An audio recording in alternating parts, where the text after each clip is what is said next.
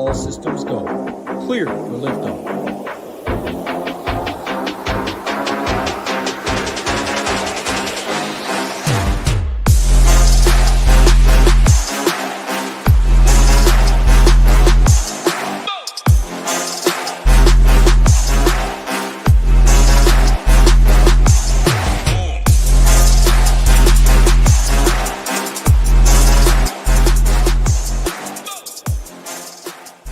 What's up, everyone? Tyler Tamboline here, a.k.a. ToeTagginTambo, back for another Monday Night Football Showdown show here on the SHIPIT Nation YouTube station. Make sure to smash that like, subscribe on the way in. Got Hoopster title here with me as always, and we're breaking down a fun one, Hoop. You got the Lions on. I got the Raven up top here. You know the teams. Everyone who knows us and has followed us, these are our squads. Title's the onlooker, but he's always on the Raven side. I know that about him when he's making his bets, so got my guy with me today. But Hoopster, you were setting up the marketing plays yesterday and doing everything. How'd your day go and what's going on, man? How you doing? That was actually a good day. Made money on both sites. I think that's always an accomplishment, especially nowadays. It's tough in the street. So profitable on both sites. Had some solid teams. Didn't fully get there, but we'll take the green and move on. And then I get to come back tonight and watch my Lions get their ass kicked.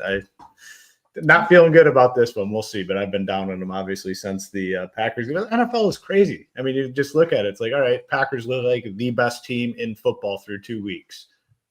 Cleveland looks like bottom 3 team in football through 2 weeks. What happens? Cleveland beats Green Bay. It's just a wild game, and like the any given Sunday saying just remains undefeated because, man, like anyone can win. It's a crazy game. In terms of the promo, the marketing, I kind of dipped my toes in the marketing streets yesterday and added a little incentive to the 3 for 3 promo that we have going. $3 for 3 days all access. I said anybody that signed up or anyone that signs up or has signed up, we'll be doing a drawing, and we're going to give away a full football package all the way through the Super Bowl for one person that signed up, and we will be announcing that at the end of the show. So if you haven't taken advantage of the 3 for 3, you can do so right now or at any point during the show, and you'll be eligible to win the full football package from us over here at SHIPIT Nation. So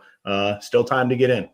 Yeah, excited about that. Excited about this game tonight. I'll bring title in 1 second. We got to give a big shout out to our guy Sheets, second in the Millie Maker, but not just that. He's doing the pool stuff over at SHIPIT Nation for anybody involved with that. And he said, worst play on the board. He did a look ahead. It's a premium show, so you got to be in there, but it was amazing. He did a look ahead in Survivor, and he said a lot of people publicly are talking about this. They were 12% in the big splash pool with $150 for the $2.5 million splash pool, and they got taken out. And I was saying it yesterday, like these Browns, man, going into the dog pound is never an easy thing. I don't care how good your team is, and we're only 2 weeks in, so we don't know. But Title, how was your day? What's going on, my man? And yeah, I know you were on the other side of that. No Green Bay in your pools. You were feeling the love there. You got the Seattle. Easy. What's going on, man? How you doing? Yeah, feeling good in Survivor. I mean, I always say I'll cheer for my money over my team. There's not really such a thing anymore with what we do, but that was cool to see. I'm excited for this one. Yeah, my team is pretty much the Ravens too at this point. I keep being on them. I think they're the best team in football, and yeah, they just keep falling up short every single time. But excited for this game today. There's big boy money up top. At the end of the day, though, any given Sunday, like you really do not know. Look at the defenses yesterday, the special teams yesterday, just a whirlwind, the craziness in the NFL. It's a difference between college and like these guys are pros at the end of the day. They've been their best their whole life. So even though you're 10.5 point dogs, whatever it may be, it's the top athletes in the world going against each other. So that's the difference you get from Saturday to Sunday. Very rarely are you going to see a 21.5 underdog or something upset a big favor. Like talent prevails at that level. These guys are all great, and that's what it makes it fun on Sunday. You think you know, and then you get proved wrong every Sunday that there's things you don't know. What about this too? I think MMA's back this week, right? There's some big contests up top this Saturday. It has to be that's what I always compare it to when people just don't get it. It's like, okay, do you know how many people want to get to the octagon just to have a shot? They're both in there, and I know your stuff says this, and typically it goes that way, but there's just so many other ways it can go, and they're literally fighting for their livelihood. It's like they're good enough to get in the octagon, which is such a hard place to get to in the first place, and people are automatically writing dudes off like, nope, no way. It's like they're fighting, and they know how to fight and have trained their whole life for this. So it's pretty crazy. There is some stuff. I love the Survivor Streets this year. I'm just so heavily in them. And like Go Collects is apparently going into the Panthers den is a hard play. Division game, team on the road going in there. We know Bryce Young and Tet and those types of guys can pop up, man. And we said that too. So it's you never know. But one thing I loved, and I'll give my boy Nades, I was on him with the takedown breakdown. That's what Sheets just doesn't care about, right? Like he said it like this, like it had nothing to do with could be a trap game. There was huge future value on Green Bay and Survivor. It's not even a Survivor show. I'm giving too much props to this, but I'm just so excited about it this year. But it was so proven that was like, man, everyone's saying they have no real future opportunity. But if you looked at the look ahead lines and thought about what they actually might be when those times come around, they have a ton of future value compared to right now. And so that was the setup. Hoopster, anything else you want to add, man? If not, we'll get it rolling on this slate. I think it's going to be a fun game. Yeah, it should be a good game. I mean, either way. I mean, you look at the guys that you can play tonight, and there is multiple slate-breaking guys on both sides. I mean, just on Baltimore, 3 or 4 dudes that could just go off. On Detroit, 3 or 4 guys that could absolutely go off, and it should make it fun for fantasy. I think captain ownership probably gets spread out a little bit because there's so many guys that look like plays in the captain spot where should get things spread out. Yeah, some are going to be higher owned than others, but it looks like a fun one all around, and I'm obviously looking forward to watching it as a Lions fan. I know you are as a Ravens fan as well, but a lot of different ways to go. There's value plays on the slate. This is just a solid DFS showdown game, matchup, whatever you want to say. Yeah, and I think that's your grand scheme overview. So thank you for bringing that up early. I'm going to go to title for his because one thing I'll say, and it's only week 3, I get it, but the Ravens can really play to their competition no matter who it is. But the only thing is we don't know. Like the first week, like Hoop said, they're going to get crushed. The next week, and they're the Lions are no good. Then they come back the next week and just pound those Bears. So what do you actually think is the situation here, title, with these Lions? Like what type of situation do we get going into Baltimore tonight? How do you think this game plays out? Yeah, I think the Lions are fine. I mean, I don't think they're as good as they were previously, but I think they have 2 solid running backs that can still get play action going with weapons on the other side. I think the Ravens are the best team in football. I guess I can't even keep saying that, I guess, when the Bills keep beating them. But, man, there's just so many 1-play, 2-play. Like, I think Lamar and Josh are in a tier of their own. Derrick Henry, the big dog. You have Zay Flowers who can win any man-to-man coverage, and you can't really double him with just how explosive that offense is. Now, I do worry a little. Like, Mark Andrews just might be dust. I mean, it's DFS. We'll get to that at that point. Bateman's solid, but, like, the D-Hop, the Wallace, like, the wide receiver 3 in the tight end room does concern me a little bit, and not just talking postseason when you do have to go against solid D coordinators that can take away the best players, but this Ravens team should move the ball at will. Henry and Lamar, just period, is phenomenal. Now, kind of just broad slate, if you want me to wrap it into how this game plays for that, is the value is not great in the sense of, like, Charlie Kohler is the only one viable below 1K. Then you have Tesla, Raymond, Walker, Wright, Tylan Wallace, Lions D. Like, it's not comfortable to go click any names down below. But if you want to play Lamar, if you want to play Henry, if you want to play Amon-Ra, you have to embrace that. And I will be embracing it because they're all going to be really low owned. It has a chance that if you do get it right down below, a touchdown from any of those guys, like, you can be looking at less than 10 dupes and stuff. And I want to play the stud. So I'm kind of thinking more stars and scrubs. I do think, like, Bateman's mispriced at 4K. Justice Hill is mispriced at 2.8K. Tesla probably gets a little boost because he's 1.2K. What, do you guys want to say Tesla the whole time? Every time the name gets said, I'm just like, I'm going to call him Isaac Coleslaw because I don't give it. It's not Tesla, and it just sucks. It should be Tesla, or you got to go change it is Tesla. It's Tesla, is it not? Yeah, it is, but I'm not calling him Tesla. I'm calling him Tesla. I'm not exaggerating the slaw. You're not calling him his name. It does sound like it. It does remind that's it. Coleslaw. Like, that's what it reminds me of, coleslaw. It's like we have to emphasize. There's an emphasis on the slaw. Like, you got to say it like that. It's just no. I ain't saying it that way. Sorry. Well, that might be his name, but whatever you guys want to call. No, you're right. No. You're accurately pronouncing it. I just refuse to accurately pronounce it. That's fair. But long story short, 50% of our captain ownership, Lamar, Henry, Zay Flowers. That's what we have a captain ownership, the 3 highest. No one we have projected over 10% on the Lions side. And at the end of the day, it is only a 4.5 point spread. but I think it'll be concentrated ownership down below with Bateman, with Justice Hill, Isaac Coleslaw, whatever, getting a little. And there's so many other guys that will be on the field down below that if any of them are optimal over those three, you could be looking at a very big payday. Like we saw yesterday, crazy swings. I mean, two-way chop to get their neighbor's last catch. Got them at 3.3, got the Scatabo captain team to the top instead of the Mahomes team, just because, I mean, no one had the true optimal. What a gross game that was. But hopefully we see another two-piece, and it's someone here watching up top. Yeah, the Chiefs are unbearable at this point, but they always have been, I think, besides for Chiefs fans. But either way, yeah, that's just not a fun watch last night. Whatever, it's a game. We stay up and watch it. I'm really excited for this one, though. Russell Wilson has to be done, though, right? I mean, that's just like that's got to be the end of the road. Like that one play where he threw 3 out of bounds, like didn't even attempt to hit a receiver. Like that's just like a fuck you, like middle finger for no reason. Like that's no effort. Like it's crazy though for a league that people just get it. Like everyone gets away with so much, and we just talk about how hard it is to make the league or how hard it is to make the octagon. Like people get. Like, I feel like if a fighter just walks in the ring and turtles on their first opportunity, Dana's like, "Here you go, pal. Thanks for coming out. You're never coming back." How are you kicking a field goal? I think it was the Saints yesterday, down 36-3, and you got red zone Hansen covering for you, saying it's probably they don't want to be the biggest first half downfall since history. It's like, no, it's probably just they know they suck, and like this is just the worst stuff. That should be fired. Like they can't get away.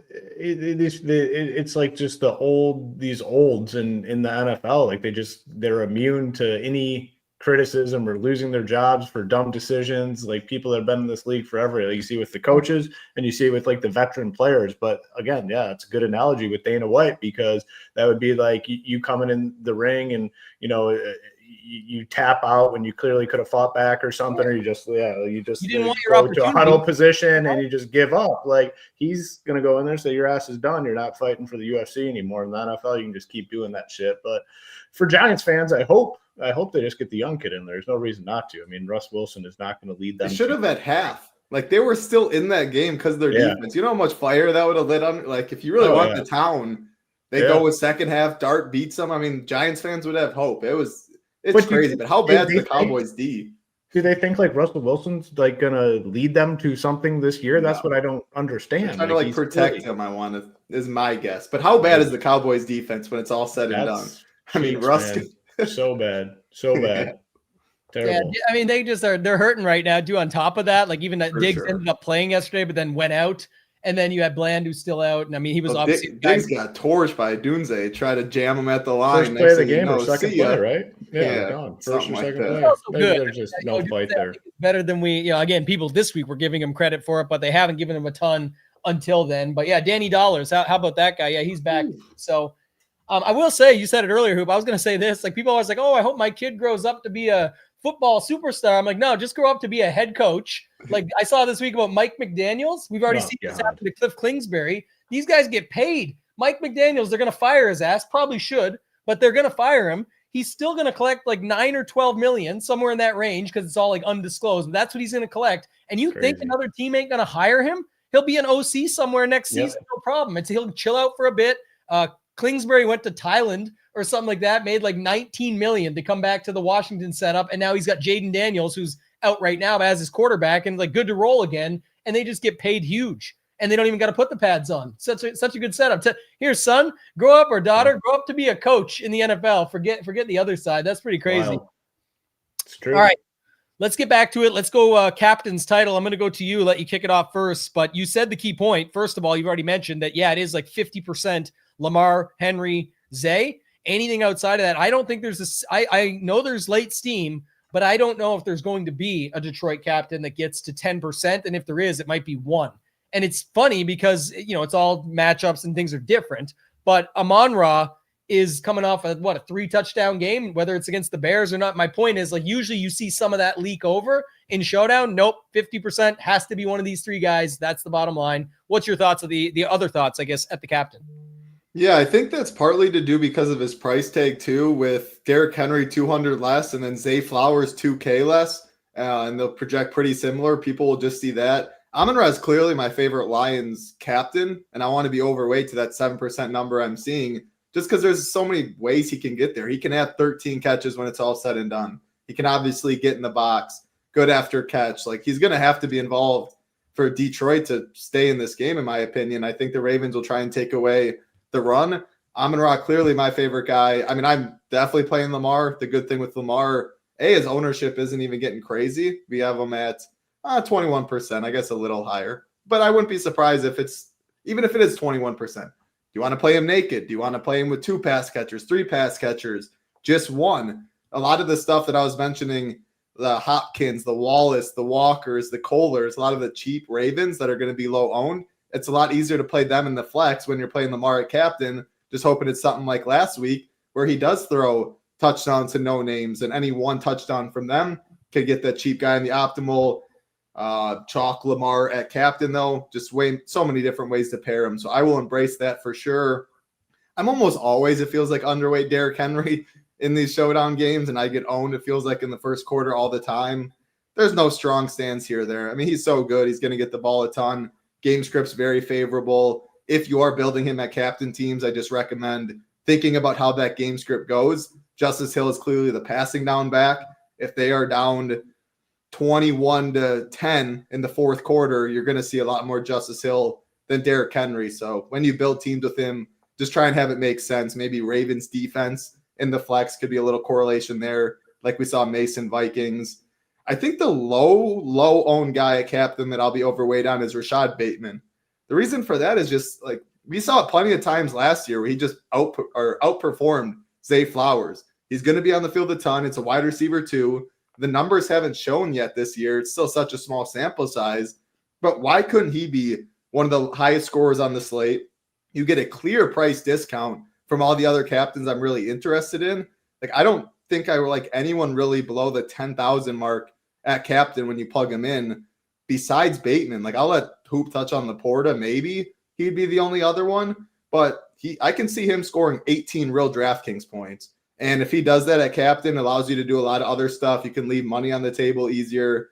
I like him quite a bit. So obviously I'm playing Lamar. I'm playing Zay. I think he's good. Henry, that's the chalk though. Bateman, Amon-Ra St. Brown, my clear 2 favorites after that. This Jimmy guy, man, this year's been joining us a lot. And if this is true, that's actually kind of funny. Guy in Pennsylvania been robbing banks in a DraftKings hoodie. They're calling him the Fantasy Bandit. Can you imagine? Just running around, just robbing banks in a DraftKings hoodie? It could be anybody.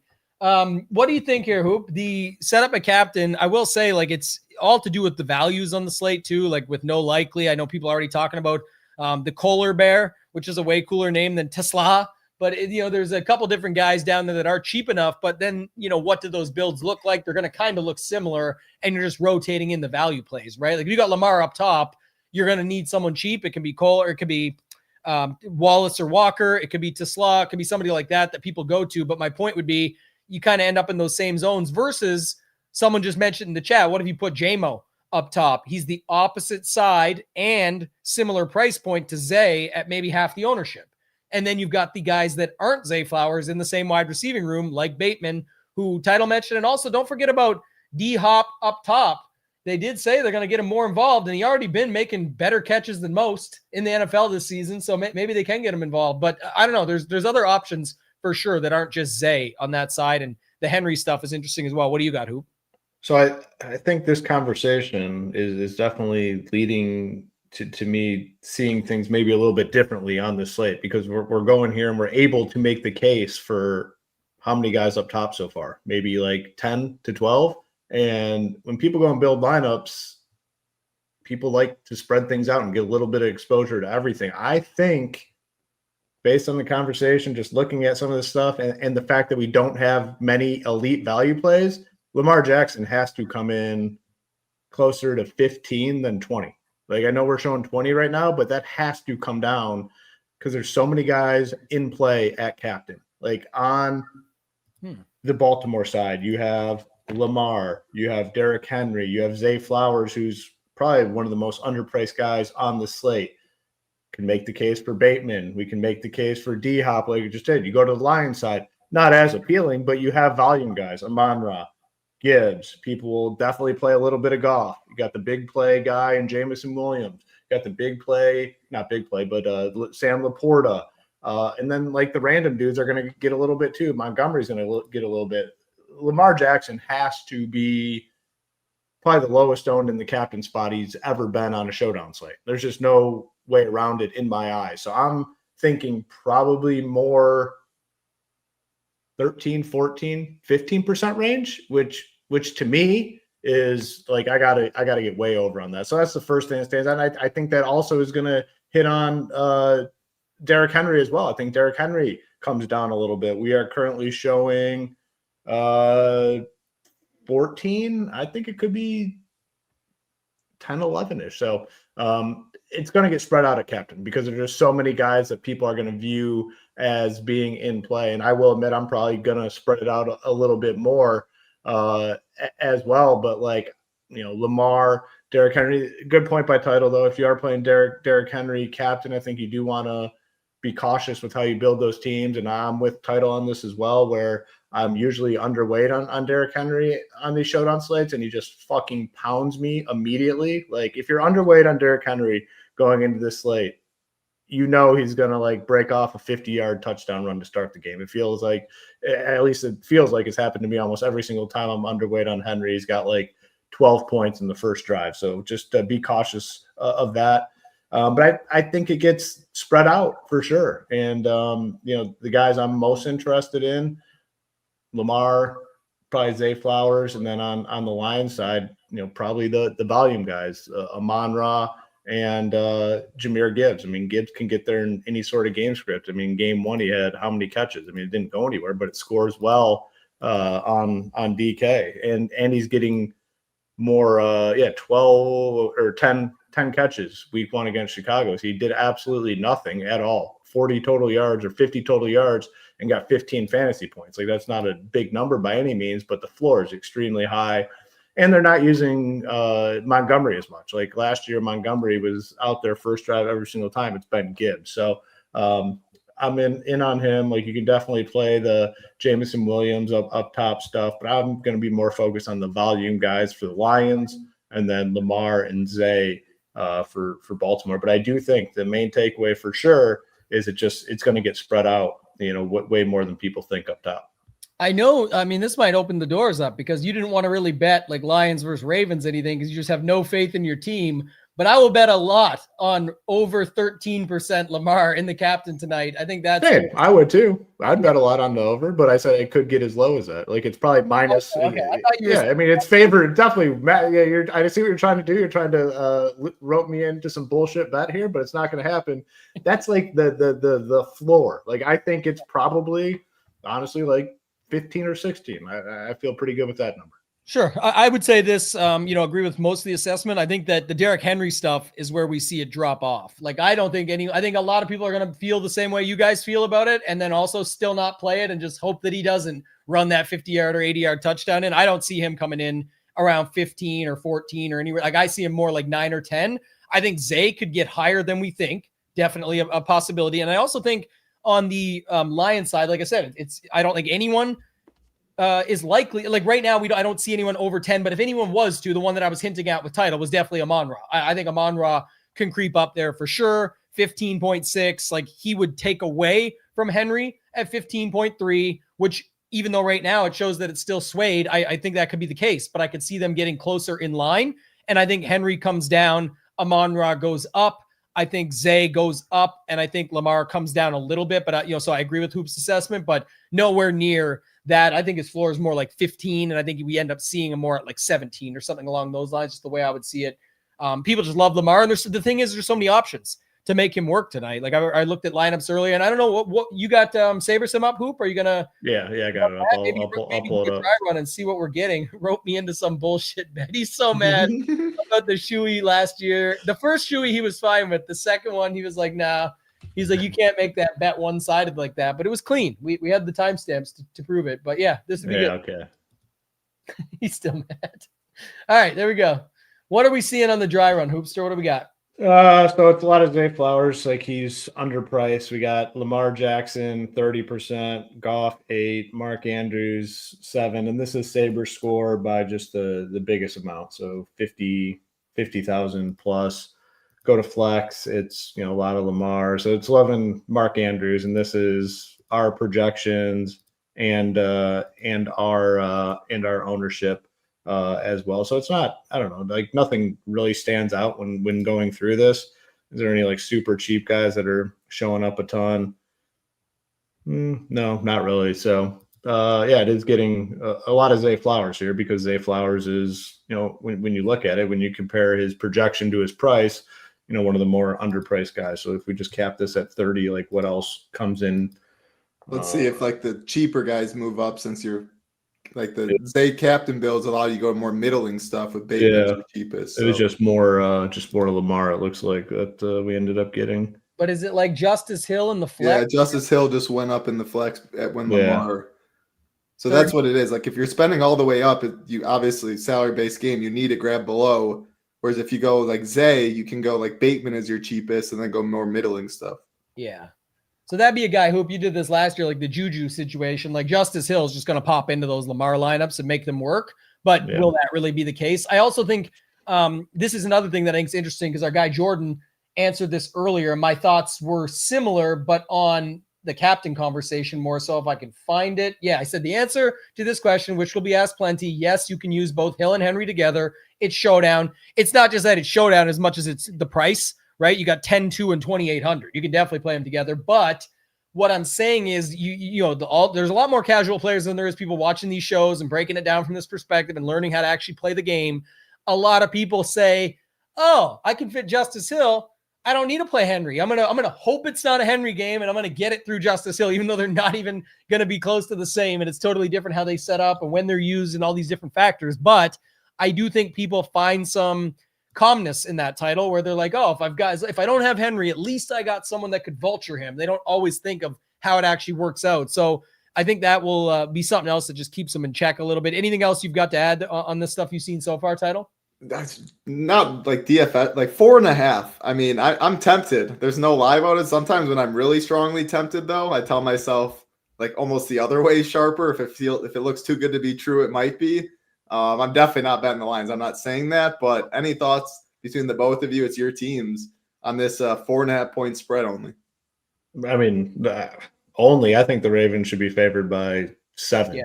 That's what I mean. 4.5 only. Like I was expecting a 5, like a legit 5.5. I thought you were saying you were gonna be interested in the Lions a little bit. No, I think my heart's everything's telling me Ravens, but when I feel so confident, that's when I like get scared. Is what I was. I think it's like reverse line movement too. I think a lot of people have been pounding that number, thinking like Hoop said, like it should be like 6.5 or 7.5 or something.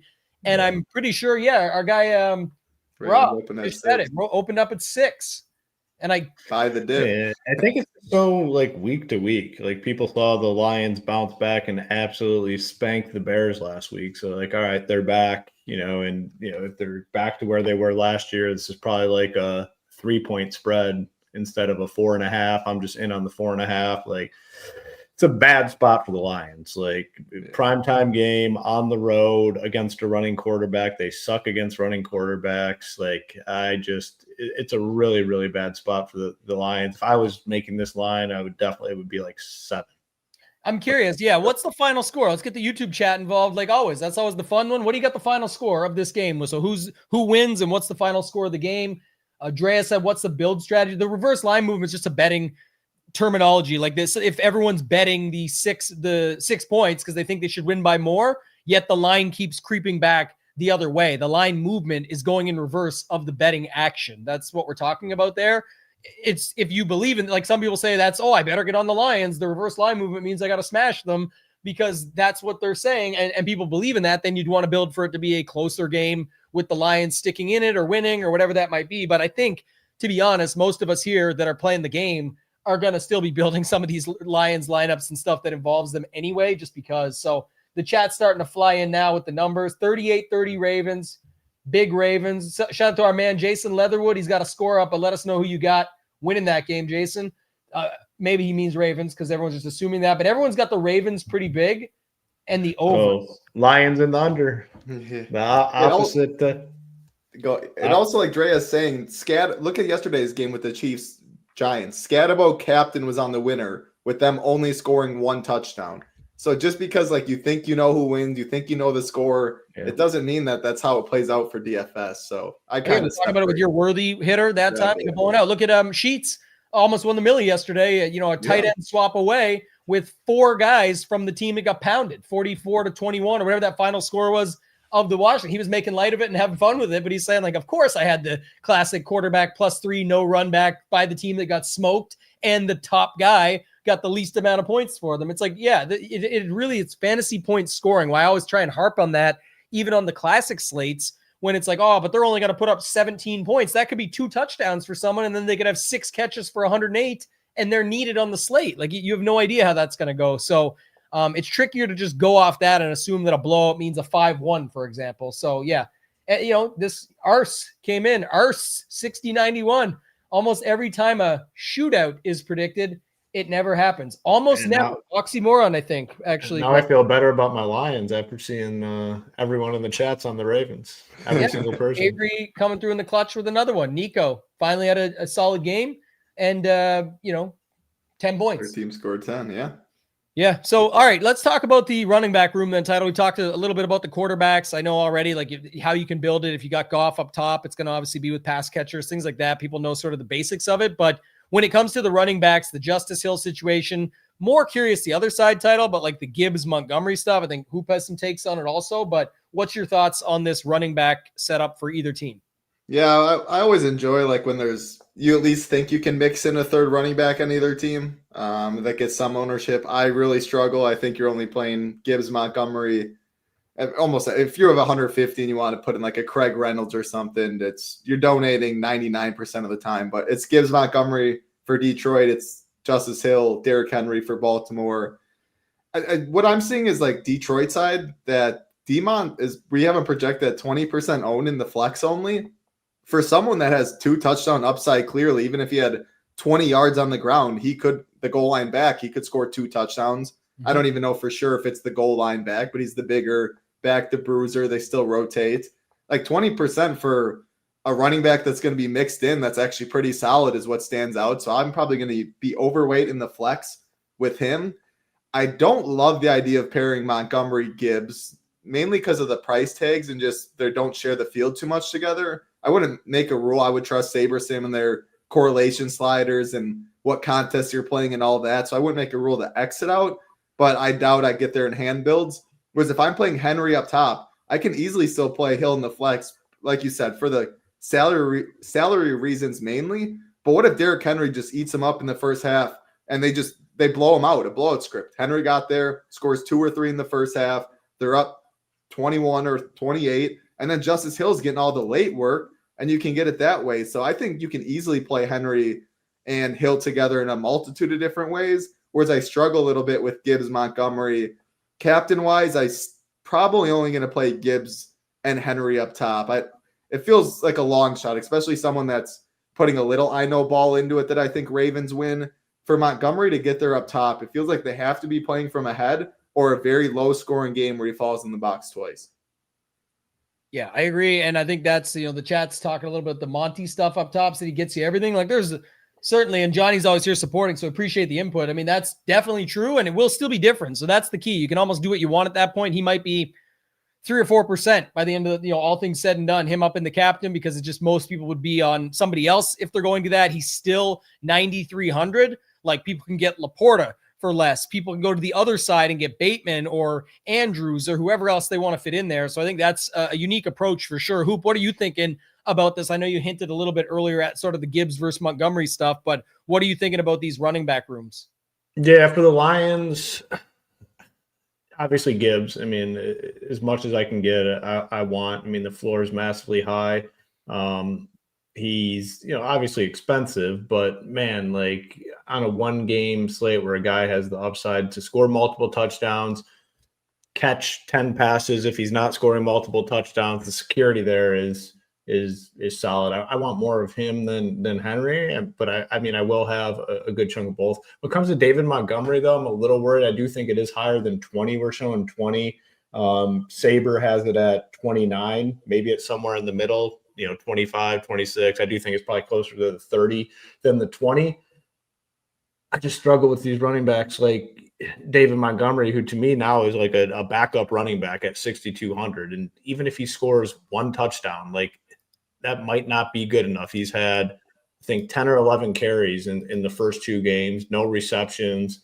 You're just really limited to, I think, multiple touchdowns. So I'll be probably underweight on Montgomery. And then Justice Hill, I think, is totally fine for this slate. Like, again, these guys, these cheap backup running backs that can kind of get everything you need from them in one drive, 1 2-minute drill are so valuable for Showdown. And I mean, they'll give him carries at the goal line too. If Henry busts off like a big run and, Justice Hill's in there for a couple, they don't mind giving him the ball. So I think he's a really good play. So for me, it's like Gibbs, then Hill. I'm saying in terms of how above the field I'll be. Gibbs, then Hill, Henry, then Montgomery for me. But I do worry about Montgomery quite a bit here.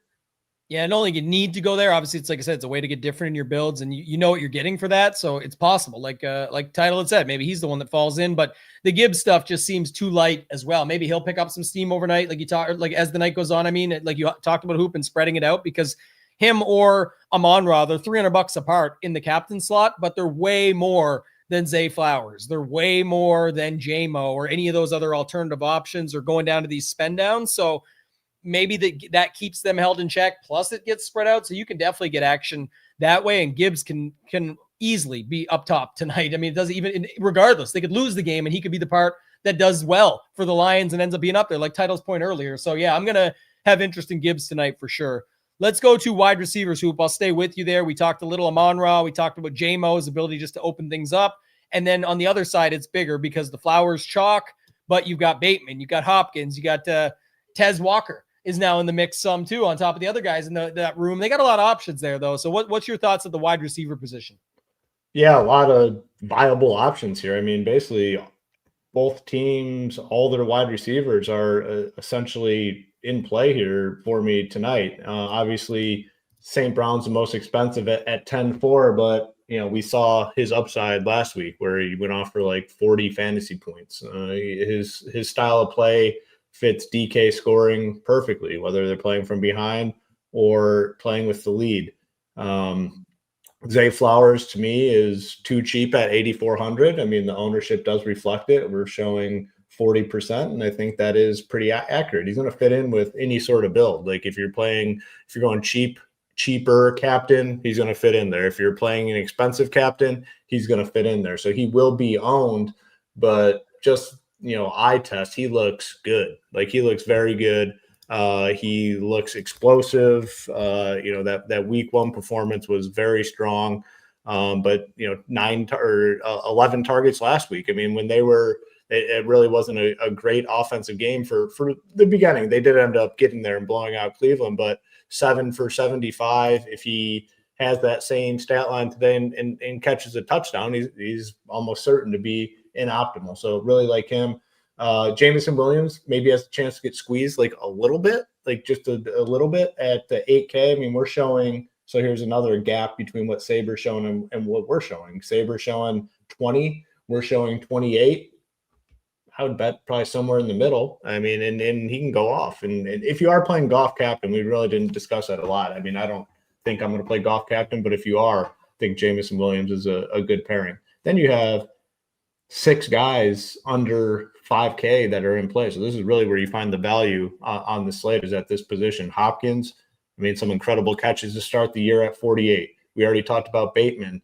We said Zay Flowers looks underpriced. So does Bateman at 4K. Total brought up a good point. He's going to be on the field. He's on the field a ton. And at 4K, it's not going to take much for him to pay off that salary. I think he's a great play. Tylan Wallace at 3K, big play stuff. If you have Lamar captain, he finds them once, like that's all you need. Lions continue to play Khalif Raymond quite a bit. I mean, obviously I'd prefer Tesla to be out there, but Raymond's going to be out there. He's 2K. At 2K, don't need to do much. If he gets 2 catches for 40 or 50 yards, that could be enough. A 2K guy gets you 8 fantasy points. That could be enough. Walker, was it last week he had the 2 touchdowns, or I believe it was. Yeah. I mean, 2 touchdowns, 2 catches, 2 touchdowns. Hard to just X him out on this late. And then Tesla, like we talked about at 1,200. Like this guy has to get on the field more. You have to imagine they're going to use him more.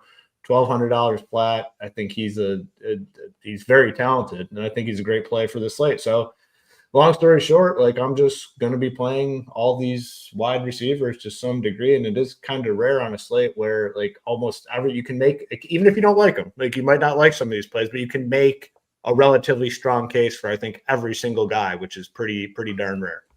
Yeah, that's what it looks like tonight. It's all, again, it's gonna be how you build it out. But I think Nate said a good point in the chat, especially when people always ask me, how much money can I leave on the table? Like if you had a lineup where you wanted to pull Zay out and put up Bateman, you could leave that money.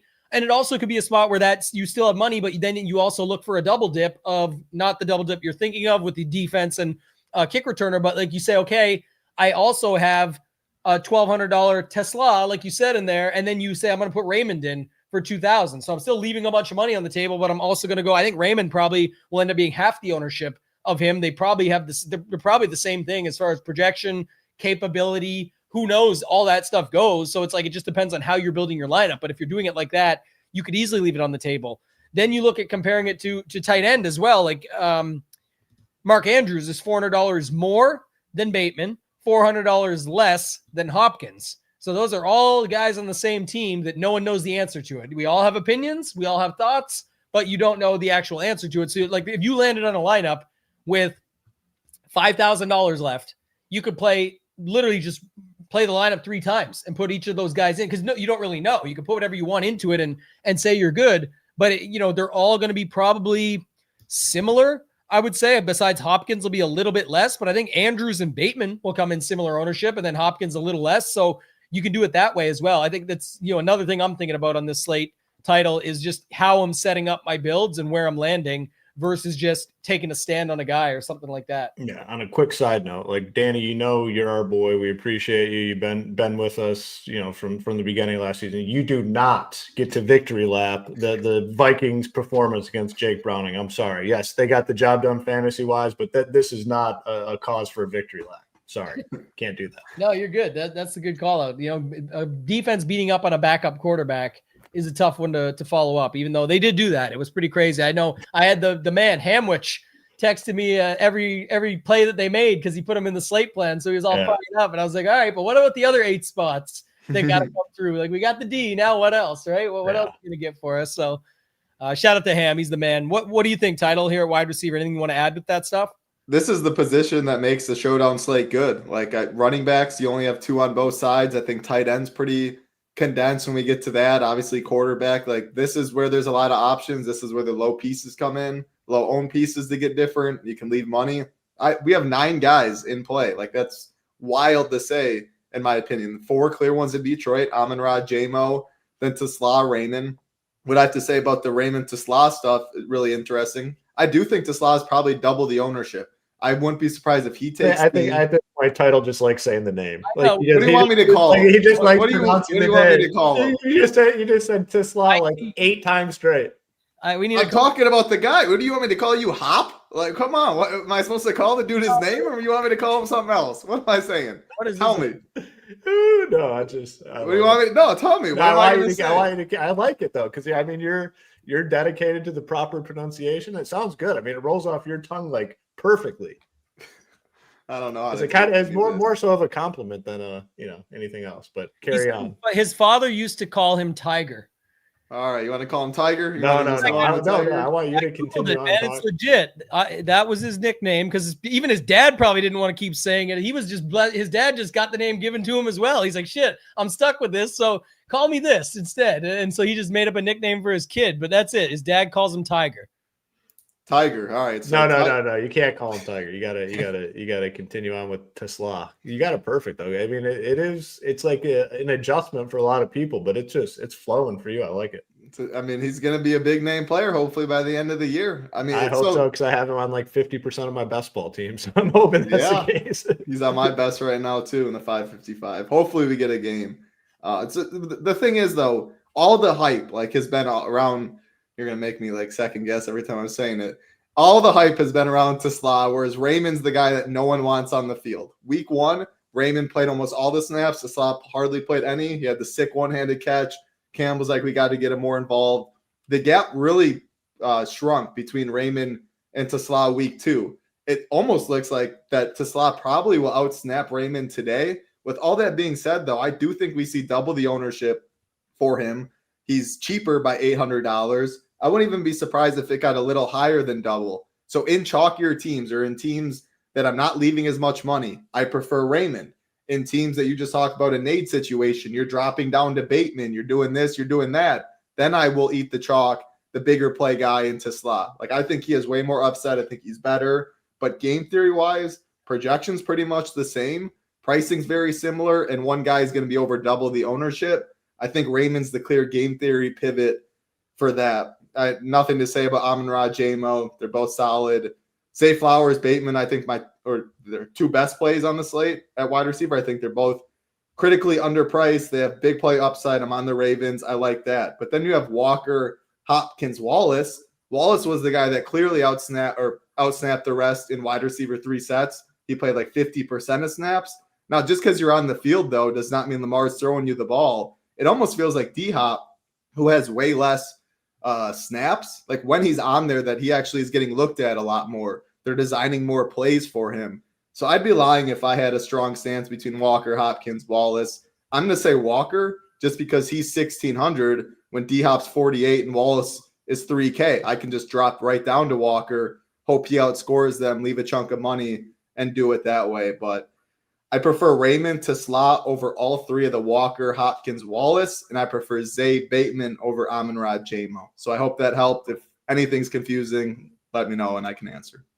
No, I will say, though, when we go to tight end, are we going to talk about Sam Laporta, or are we going to talk about Amon-Ra when we get in there? Your team got all these guys on it, Hoop, but I'll tell you what's crazy here, because you know me and my rabbit holes. This man does have real nicknames, too.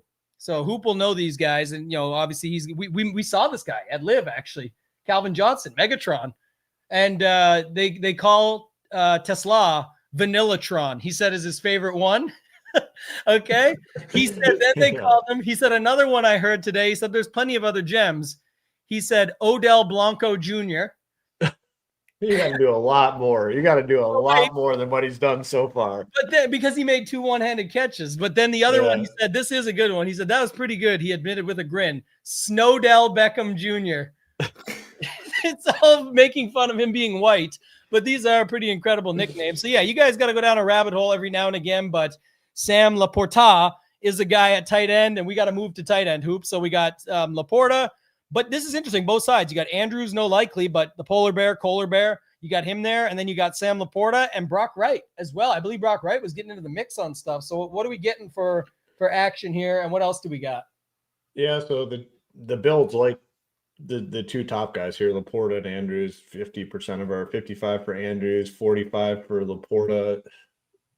Kind of touched on it early on. Like, Mark Andrews does concern me like a little bit, like, and it's just like nothing. And remember last year, like, he started out so slow, and then towards the end of the season just absolutely turned it on, was catching a touchdown basically. Well, then he couldn't catch to really close out the year. And then at the end it came full circle and he couldn't catch like a easy 2-yarder, which was painful to see. I'm hesitant to be in on him. I'm gonna play him obviously, but like if I get like a crazy amount, like if I wouldn't play him 50 and 56% of my teams. I will put some sort of cap on how much Mark Andrews I have. It is somewhat concerning, I would say, like how slow he started, and same thing as last year. Laporta, I'm fine with. These backup tight ends like Wright and Kohler, like if I get some, I'm fine, but I just prefer. I mean, I think we have really good value at wide receiver, which we just talked about. We all kind of agreed on it. Like, I just prefer those other wide receivers over these backup tight ends like Wright and Kohler. So Kohler is 600 though, and that can go a long way. And it's at that price point where sometimes you just need one cheap guy. And if they do anything, like that's the team. It's on the optimal. So like Kohler is valuable in that sense, but I just really prefer the wide receivers. And even looking at Andrews and Laporta, I think I prefer the wide receivers in their range. I prefer Laporta over Andrews, but like I don't know. I like the wide receivers better, and I'm a little concerned with Andrews. So it's kind of where I'm at. Yeah, I like that. What was I going to say? The Andrew stuff, the car accident last year. Remember they said it was because of that. He started slow because he was in a car accident over the summer, and then he didn't have a good year. And then I know it was the playoffs, right? When he dropped that pass that everyone thought the fumble was even worse. I mean, everyone remembers the two. I mean, not worse, but for the game, the Lamar was driving, and then it was going to have to force Josh to do something. They weren't just going to play. It just so brutal on so many levels. But he just looks slow, man. Him, Kelsey, like there's no separation, like absolutely none. That's the tricky part here, and that's why people don't feel as comfortable. But the fact that he's 4,400, in the flex, especially, like I don't think people are running to put him up top, but in the flex at 4,400, I mean, I do probably think he is closer to that 25 mark where we currently have him. I think that's about accurate. So I wouldn't be surprised if he's higher. Right. Like yeah. And that makes me like I'm gonna obviously I'm playing 150. I'm gonna play him, but I'm with Hooper in the sense of like if I got like 38%, I'm gonna manually bump him down. Like he's gonna pop in a lot of teams. He just makes so much work. Projections fine. He's on the field. People know the name. Like going down to the Brock Wrights, the Walkers, like that's not comfortable. D-Hop in that same range. Like, why would you not play Andrews? Who's likely being out, which was like an announced thing where people get really behind that stuff. It just automatically moves them to like, oh, if he's out, I got to go to the next guy, which should actually be the first guy. But that's what we're saying. He hasn't even really been that. So definitely think that's what's interesting about it. If you guys are new here, I mean, some of you aren't new here and don't remember when Hoop throws up the symbol, that's the bat, not the bat symbol. That's the bat Throom symbol. He's going to the bathroom. No, not this time. Not this time. I had to. Son just got home from school, and I had to make sure that I didn't lock him out and had the door open. So you're not out of breath like me. You must. No, yesterday. Yeah. Hopefully, you did some cardio today. I hit the sauna. That's it. That doesn't count as cardio. I know. Get your ass on the treadmill. You got his sweat out in that way. Yeah, exactly. So. All right. Well, do you got anything else you want to add with this title? I mean, you didn't really fully go through it, but we talked a little bit. The Kohler, Wright. I think those guys could be guys that slip in there. But like you said, there's so many values at wide receiver. Anything else you want to add? Well, yeah, but like let's talk touchdown props. Kohler plus 850, Wallace plus 800, Raymond plus 800, Walker plus 1,000, Brock Wright plus 1,100. Like. All of those guys that we don't like that are cheap, they pretty much have the same touchdown prop. When I'm playing guys down below, I'm not expecting these guys to score or have like 50 yards and 4 catches. I'm hoping they fall in the box once, and 7's enough to play Lamar and all the studs up top. So 600 Charlie Kohler, he's also going to be on the field. Him and Brock Wright are going to be on the field more than almost all those receivers we talked about. Now, yes, a lot of that's blocking, short stuff, etc. But I think Kohler's very fine. He's the cheapest guy in the pool at 600. Like no one below him is even going to be on the field. So just naturally that way, and then being able to plug in a Walker, a Raymond, a Tesla, and then just dropping them down to Kohler, that's something I'll do to get a little different. But I think Laporta is solid. I'm taking the I know ball stance. I'm playing Andrews, but I'm going to definitely cap him at a certain number. It's looked bad. I will say, maybe I'll trademark because it's about the one-handed catches, the old slaw claw, bringing it in. But if you're waiting around all game for that, it's what you said. We saw it with Haas last week. I know that the running back that ended up getting in the box and Ollie Gordon the second or whatever ended up being what you needed, but Haas was right there. This feels like a little bounce around type slate where these value plays could be the separators in the end. But if you're waiting around all game for the slaw claw, when it could be like a Kohler or a Wright getting rewarded off of doing some of that blocking, putting in some of that extra work, and then they're out there enough. They get catches. There's things like that too. They could have a 2 for 20 and a touchdown and still happen like that. That's definitely possible. So I like that thought process of there is all the talk around the value wide receivers, who, what, when, if this, then that, and it could just end up being the backup tight ends, which we've seen on tons of showdown slates throughout the years. Yet tonight we're not really seeing the ownership linked to it at all. I'm seeing them both kind of in that 5% range, if that. We'll have to see how it actually shakes out. So anything else that you want to talk about, Hoop? The kickers, D's, anything else for this slate in general? Slawshank Redemption. That's nice. I like that one. Shout out to our guy Trisket. Anything else you got there, Hoop, on this with kickers and D's? Insane. How long we let him go for? Could have been all day. Bates has a big leg. I mean, definitely in on him. This Loop guy, though, I was looking it up. When did we play? He was there on the showdown slate. Yeah, he's the Bills 2 for 2. He's got 13. I mean, you don't always want to look at game logs, but when it comes to kickers, like I do, he's got 13 and 12 points. So, like, yeah, he can make kicks. In on him, in on Bates. Defense. Is Goff going to be a statue? That's what I was going to ask you. Yeah, I mean, I'm definitely in on. Anytime I'm playing the Lions, I'm just bringing full-on pressure. Like I think the Ravens are probably pretty good at doing that. Like I'm not an expert when it comes to defenses, but I imagine they blitz and are aggressive. And I mean, that's a good price tag, 4,200 going up against a statue quarterback. So I'll probably have more Ravens defense than any defense I've had in Showdown this year, just for that reason. And I'm, obviously a Goff hater at this point, so it just makes sense. And I got away game out of the dome. That is true. Like, yeah, Goff is better in a dome. He's better at home. Well, they're not in a dome and they're not at home. So, Goff is a little bit concerning. I know there's a third part to that to make it all flow. I'm sure Tambo is going to have it as soon as I kick it back to him. But I will have some Ravens D.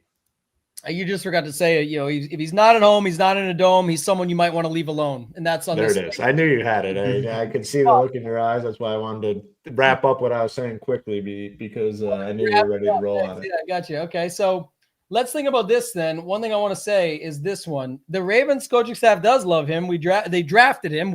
I'm not a we guy usually, but yeah, I love the Ravens so much. They did draft him, but I guarantee they don't like using him as much as they have been, because they got to get to the end zone. That's like the whole setup of the most obvious thing ever. But I'm saying, like, that's the whole point. That's the struggles they have is staying on the gas, keeping that foot down, staying up and going all the way. So hopefully tonight they can do that and just, crush these Lions, but we'll have to wait and see. And it does feel like the way that it's been, we could see where the Ravens play down like a 24-21 type game and the Lions have a chance at the end or something. And that's how it could play out. So if you see something like that, then that would be more of a back and forth than what maybe others are giving it. But title, anything from you?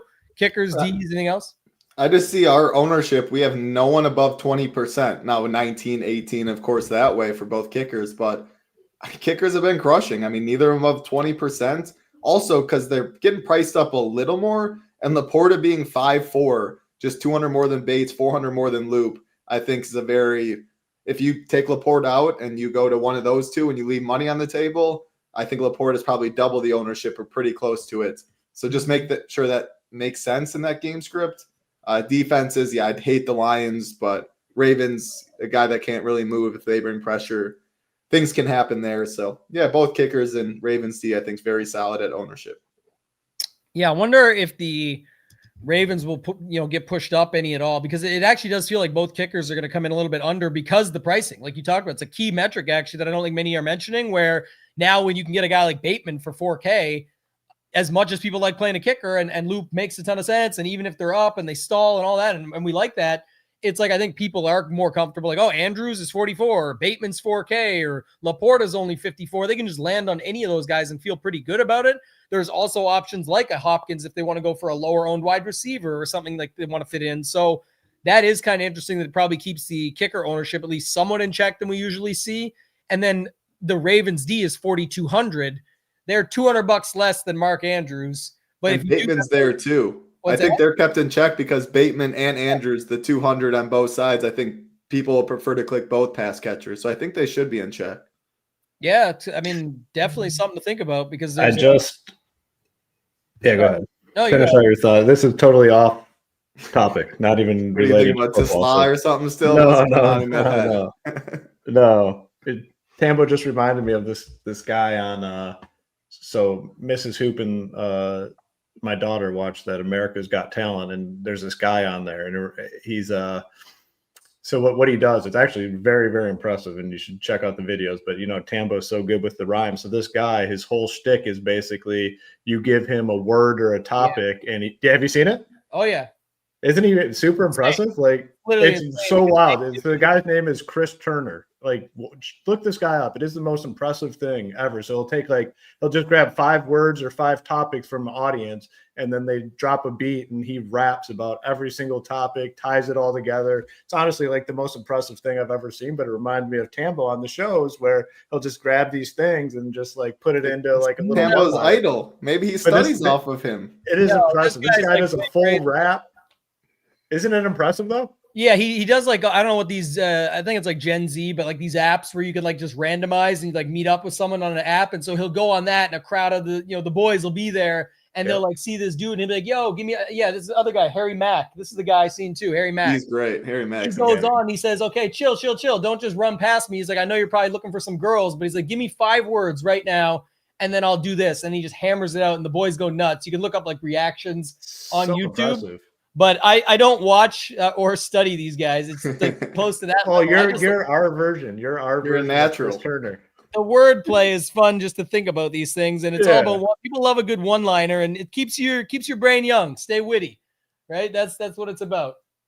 Harry Mack's great though. Look, I mean, it's probably the same. I know, Tyler, you don't watch TV, but you gotta find this guy's YouTube videos. I wrote it down. I'll check it out after this. Turner, Harry Mack, those are the guys, man. Maybe they got a collab. Who knows? But they might be enemies because they're competitors. Yeah. But, who knows? So now I'm kind of not locked in, but I've seen some episodes. Now I'm like invested on this guy winning the show. It's coming down to the end. I mean, he is by far the most talented dude on that show. So I'm hoping. We're at the end of the show, so people don't care anyway. And we're going to announce the winner shortly. We got to still do that hoop. I know we have a strategy to look that up. Another thing, but just to say it, you know what drives me nuts about those shows? Because usually we do food takes at the end. That guy is extremely talented. It's something that like you could put 1,000 people in a room, and he's probably the only one that can execute this. Yes. And yes, maybe he's up against other people that are similar to that, but it's rare. But then they don't win. They don't give him the win or whatever. Like, just watching that show, that's a clear winner right there. Like, you got to be able to do something unique, different. Like, I get singers; they're very talented. They got great voices, all that sort of thing for sure. A lot of people can sing. There's like a much smaller percentage of the population that can do what this guy does versus people that can sing. Like, he should be an auto winner. In the same room, it's like there's no way to have a challenge, and it's nothing against. I mean, again, that's the beauty of music. Everybody loves music of their own variety, their own genre, whatever, because there's so many good singers, rappers, artists, country, whatever you're into.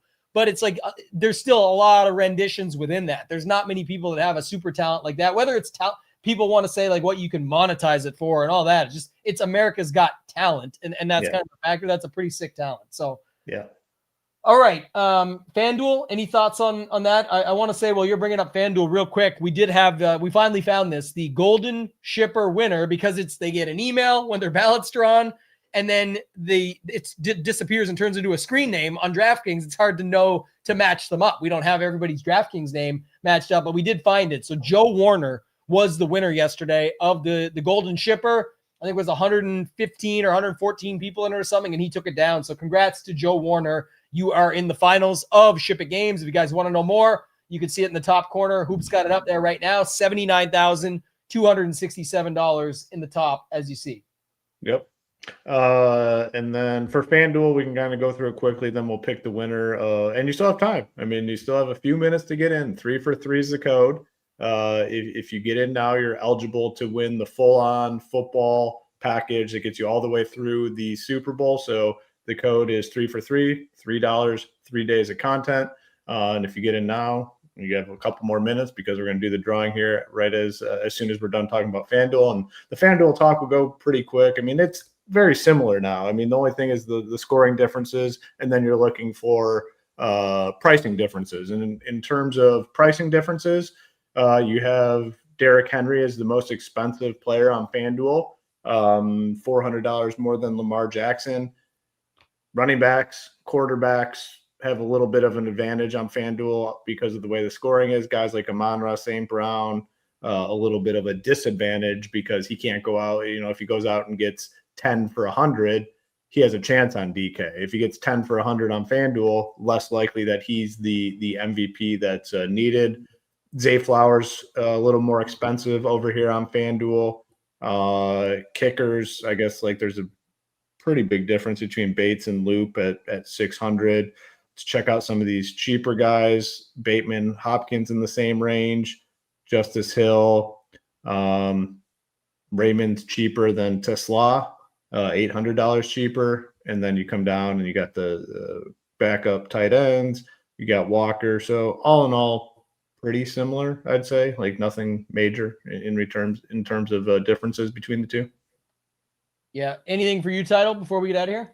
No, not really. Like Coop said, pricing is so soft on both sites. Like the Brock Wrights, the Kohlers, like you can play them on FanDuel for sure because they're going to be even lower owned, super low owned, and you can get a unique up top. But like your lineup can look a lot better if you don't play those guys. So my just thoughts is the value it's too cheap. The pricing's too soft. You can play pretty much whoever you want. Defenses will be even lower owned, I think, on FanDuel than DraftKings, but they're going to be low owned on both sites today. If a defense is on the winner or one of these Hopkins, Walkers, Brock Wrights, like that's how we see the solo shippers. If it's a Justice Hill or a Bateman or something like that, and Tesla or whatever, I think we see a lot of dupes today. Yeah, one thing I was going to say, I brought this up from the other night, was the Buffalo-Miami game. It's 31-21, and we could easily see something like that tonight here. That's kind of the setup of the total, 51 or 50 and a half, depending where you look, et cetera. So it's about 52, the home team winning by 10. I mean, all this stuff is very possible, and it has nothing to do with that because that doesn't even mean it goes the same way, different matchups, all that. But I will say for FanDuel, what I noticed is it's the balanced builds really, like, or like using it. So for example, Ollie Gordon ended up being on the build at 3,600. Of course he did, 2% owned. That helps make it a solo shipper for sure. But everyone, if of the 2.2% in that large field that used him, that's enough lineups out of all of them that used him, most used him with like a stars and scrubs approach because he gets you the world. Like I can fit everything in, even in a flex spot. And the difference is it had Waddle, no Tyreek or Achane. It had Kincaid, not, it had Shakir. So it's Shakir Kincaid instead of the Colemans and the other guys in that range. It had Cook up top and not Josh Allen. Most could easily afford Josh Allen up there if you use a guy like Ollie Gordon. So just little things like that to think about. It's not saying to copy the build because they're two different matchups, two different games altogether. It's noting that like it's little things like that. You don't really need the price discrepancies are matter more on the bigger prices to me on FanDuel because you can kind of get to whatever you want. But if you find something you like, don't immediately equate $1,400 Kohler equals now I got to put Lamar up top. Well, what do you think everybody else that's using him, even if you get him at a smaller number and he helps fit what you like, that's what most people are putting in. So I kind of just think about that stuff a little bit differently. All right. Solid point. Hoop, what are we doing for this draw? We gotta pick the winner and get out of here. So we are giving away the $349 football only season-long pass, which includes SaberSim, gets you college football, everything else that goes with it in the Discord, all of that to somebody that signed up for the trial. You can still go sign up. We were going to close it out yesterday, but we're leaving it until the end of tonight for kickoff for the 3 for 3 if you want to get in and check things out. So $3 to check out tonight and see what we're all about. Hoop, what are we doing for the winner? All right. I'm going to pull up everyone that signed up using the code, so we have it here. I need you to give me a number between 1 and 22. 1 and 22. What number is Tesla? I don't even know this. He's an 18. I'll go 8. 8? Okay, so number 8. Let me get there. Isn't 8? Is Lamar Jackson 8? I'm the worst at remembering. You guys don't know this? Yeah. What's Lamar Jackson number? Lamar Jackson, is it 8 or no? I think it's 8. It is 8. 8. There you go. So that makes sense. 8. Let's go 8. 8. We'll go 8 for 8. Yeah, Lamar. and then the second I need between 1 and 13. 8. 8. 8 and 8. 8 and 8. Is anyone number 88 in this game, by the way? Is there any 81, 88 players? Lamb 88? Yeah, he's done. He's not playing next week. He's out 3 to 4 weeks. So I was going to let him know that. So if you're thinking so about 8 and 8. All right, let me slide over. 2, 8 and 8. The winner is, let's see, this is for a full football package, which does include college football. The winner is. I made a banner. I'm so proud of it. So I threw it out. Winner is. Doo-doo. Boom. George Stillwell. George Stillwell is the winner. So congratulations. How do you spell it? Stillwell. George Just exactly how it sounds. Still and will together. The winner is George. Still will. You got to get on Still it. will. Still will. You say everything. Is Kohler 88? Yeah, Is he that is. what- is that I was okay. gonna say that. That might be Okay. pointing us to something at the Okay. $600 No one on the backup Lions. in. That's No, my no, no. core tonight. Lamar captain with Kohler and Kohler. Tesla in the There front. it is. Oh, dang. All right. What do you actually, before we get out of here, like what sort of team do you have left after that? So you got Lamar captain, little show core, bonus show core. All right. Lamar, Kohler, Tesla. Oh Good. man, we got 10,000. 10K. We got 10,000 left. We can do some damage here. Big boy damage. Wow. Like that. Oh my God, it's the absolute nuts too. I just Wow. That's gonna hit hard. Man, like I'm obviously in on Tesla for sure. Kohler, like it just now it makes sense. Oh man, you can get some nice things. Yeah, I was Nice kidding, things. but now I might just ship everything with it, and whoever else figures it out can join us. But yeah, Yeah. that's going to be a community dub right there. Title, any final thoughts from you before we get out of here, man?